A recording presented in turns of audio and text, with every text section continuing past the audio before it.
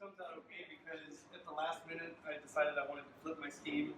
Thank you, Scott, for suggesting it. It was actually a dark theme, and I was like, oh well, maybe a light theme would be better. And then weird things started happening. So I'm here to talk about API Star. I'm going to try to do it in 10 minutes, but I will be very honest that is impossible. We'll cover a lot of ground, but it'll still only be maybe like 30% of everything this framework does. So a little bit about me. My name's Anthony Fox. That's my blog, my blag. You can find me on Twitter at @Dunder, who's the Fox, and I am a developer at Stratison, and that's my dog. So what is API Star? Well, GitHub, the repo, and the guy that wrote it claims that it is a smart web API framework designed for Python 3.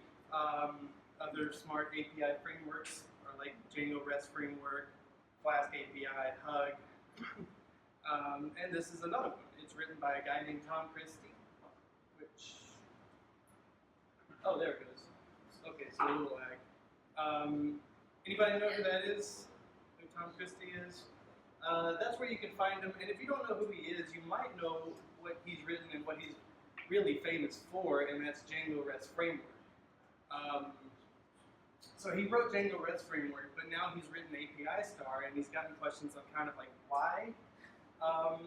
And the reason is because Django REST Framework, well, Django in general has pros and cons. I mean, Django is and probably always will be a synchronous. Django REST Framework is and probably always will be tightly coupled with Django. Now, the pros of Django REST Framework, if you're using a Django app, are outstanding. It has a web browsable API. You can serialize your models, which was just, and it's customizable all the way down. And so, I mean, those are some reasons, but then a few more would be what it does. I mean, it's actually it sort of forces you to think. It doesn't force you, but it gives you the opportunity to think in a different way when you're designing your APIs. It also automatically documents schemas. What it generates will automatically work with other documentation toolkits like Swagger. And it takes advantage of Python 3, and we will cover why. And it's just hella fast, at least, that's what they taught me. And I'll show you what that means. But getting started couldn't be easier. You just pip3 install API Star.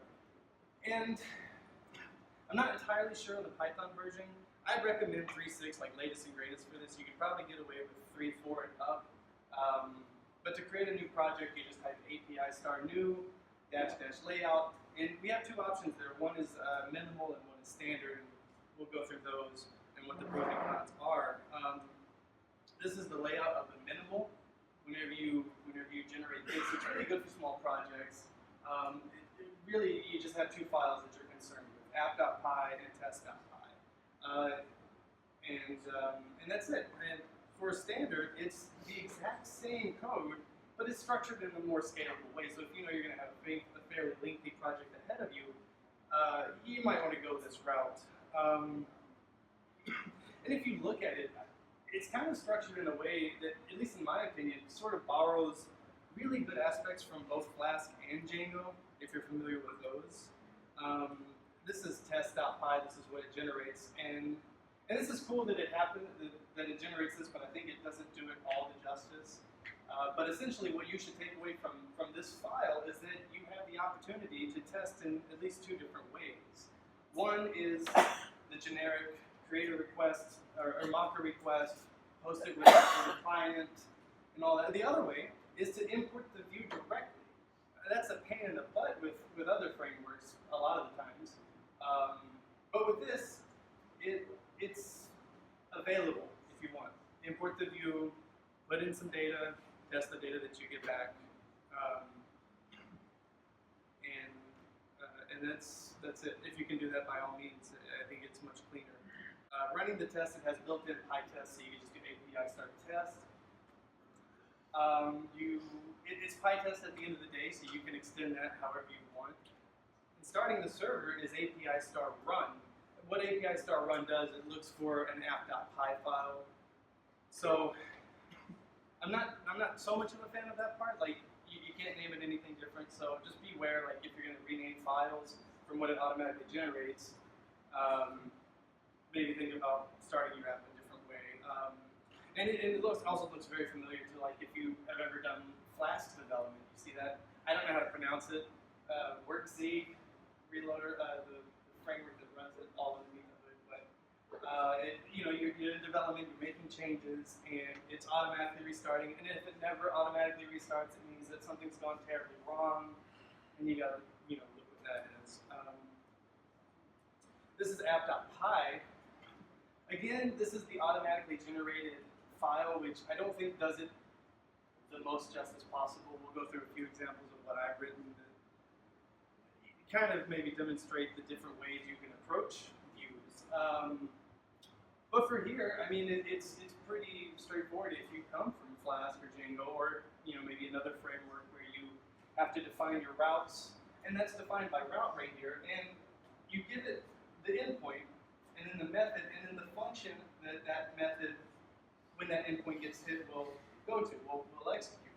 So you can have the same endpoint, but say I could have another one here for post, and it would call a different function that handled some sort of insert operation. Including endpoints from other files. That's very similar to Flask blueprints, if you've used those. And then you just, again, sort of like Flask, you have an app object that you create from your routes, and that's where everything sort of gets executed. And so, it doesn't force you to think in a different way, but I kind of like the opportunity to. This is a view, say it's like a city, and then we give it a city name, and it returns the humidity, and that's okay, it works. But we can make it better, and this is what I'm kind of talking about when I say it takes advantage of Python 3, and that's this. You guys ready? Boom. You can annotate the response, and tell. I mean, you can give it. You can specify the return value, which is something really new in Python, but I think it's pretty exciting. I've put the old function down here so that you can kind of compare it, but I don't think it's visible at all. But that's okay, because we're not worried about it. The other thing, or another thing that API Star allows you to do is create these schemas. These can get very complex, but so like we have city equals none, but then we have if not city, return, we have to either raise 404, log something, or do something. So we can create a schema and have a type annotation for that, which would take care of our validation for us. If you wanted to return a list of cities here, you could say right arrow list of city, and it would expect a list of cities back, and if it never did, it would actually give you, or it would generate the response and the status code for you.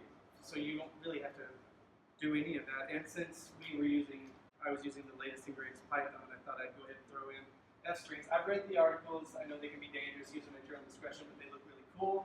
So I wanted to put them up there. This is a little thing that I wrote. It's just a stupid to-do app that everybody writes when they are going through a tutorial, when they learn something new. But it's kind of what I was talking about earlier. We have our schema up there, and it's a string, so we know we expect a string. We know that list to-do items, which gets called when you just hit /todos with a GET request, will return you a list of to-do items. And then I've specified a few more down here. To-do /to-do ID will get the to-do, and to-do /to-do ID with a delete will supposedly delete it. But it's completely up to you how you implement those functions. This is what I meant, or when I put in fast. This is a little bit contrived. I got this from his GitHub, which it's very impressive. 25,000 requests a second is very impressive, and it shows you the config on a 2013 MacBook Air. But this is a very simple JSON serialization test, so it's not something you would normally use day to day. It's not like, you're not going to get that in production. You're not going to get that in everyday life either. But it's cool just to see. And there's I'm at 9 minutes and 30 seconds here, and there's so much that we didn't cover. You can render web pages. You can have a SQL Alchemy backend, which he actually just tweeted yesterday that it now supports either having SQL Alchemy as your ORM, or you can attach the Django ORM plus migrations as well. So you can have either SQL Alchemy or Django ORM plus migrations. The schemas can get really complex, but typically that's tied pretty tightly with the ORM itself, which is nice. Like you almost don't have to type anything if you are going to implement this with a SQL Alchemy backend, because it will just look at the model and have the validation like that. There's plenty of options for deployment, even serverless, and there's a lot to come, like async. He's not referring to ASCII here necessarily, but he does have interest in implementing that eventually. But he's talking more about async I/O, which I guess the ASCII thing might fall under WebSockets. It's an area that I'm not entirely familiar with. And the Django ORM, that's a little outdated already, because, like I said yesterday, he tweeted that it's available now. API mocking is pretty cool because it looks at the function annotations. You don't have to implement any code whatsoever. You just type out the structure of your API, and you can just like maybe it's API star mock, but anyways, it will generate the little web server, and it has browsable docs, which I'll show you in just a second, that lets you browse through it, and you can sort of test your API before you've even written it. So thank you guys so much. I've got these. These are up on well, they're up on GitHub right now, but I'll probably post them to my blog or post them in Nash Dev once I actually get my life together. Let me switch over to Mirror real quick, because I want to show you real quick the cool things. Let's do this. So over here is a very. Can you guys see that? Damn. Is that okay? Okay, great. I can see it. Well, it's just the to-do app that I had listed earlier. It's very simple. I mean, it's entirely dumb, but it just kind of shows. I just wanted to give you some sort of real-life example. I have this running right here, and this is what I mean by auto documentation to some extent. Like you start the server and you go to /docs on the endpoint. Optionally, you can turn it off, obviously, but you can go in here and you can now start browsing your API. So we don't have any, and I could add one like give water and close it. Well, I actually clicked that a few times, so we probably have 3 get waters here. Yeah. And then browse all of your API endpoints and just to see if they work. So again, that's API Star. Thank you guys so much, and that's all I have.